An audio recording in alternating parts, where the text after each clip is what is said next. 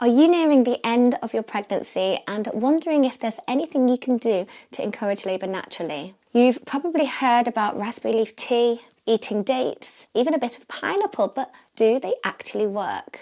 In this video, I'm breaking down the science and myths behind these popular remedies so you can feel confident about what's worth trying as you prepare for the big day. Let's start with raspberry leaf tea. This tea isn't just a soothing drink, it's long been thought to help tone and strengthen the muscles of the uterus. The key ingredient is a compound called fragrine, which may improve the elasticity of your uterine walls and help your uterus contract more efficiently when labour does begin. It's important to note that raspberry leaf tea doesn't induce labour. Instead, it's more about preparing your body for the big event.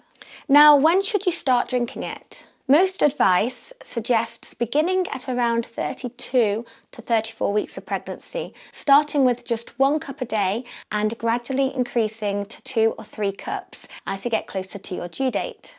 There's some evidence to suggest that raspberry leaf tea can shorten the second stage of labour, which is the pushing phase, and reduce the need for interventions. However, studies are small and the results aren't definitive. Also, keep in mind that everybody's body is different. Some women find it helpful, while others don't really notice a difference. And if you have a history of preterm labour or other complications, do check with your midwife or doctor before trying it, as it can occasionally trigger mild Braxton Hicks contractions. Next up, dates. If you've never been much of a fan of dates, late pregnancy might be the time to give them a try. Dates are packed with natural sugars, fibre and nutrients, and they've been linked to improve cervical readiness. This means that eating dates may help soften and ripen your cervix. A well-known study from 2011 found that women who ate 6 dates a day starting from 36 weeks of pregnancy were more likely to go into spontaneous labour. They also had higher cervical dilation at admission and were less likely to need medical interventions like induction. Why might this happen? Well, dates are thought to increase prostaglandin production, which is the hormone that helps prepare the cervix for labour. 6 dates a day might sound like a lot, but you can get creative with how you eat them.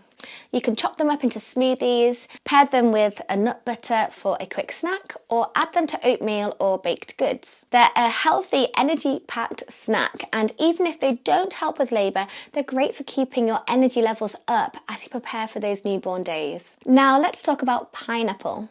Pineapple is often mentioned as a natural way to encourage labour thanks to an enzyme it contains called bromelain.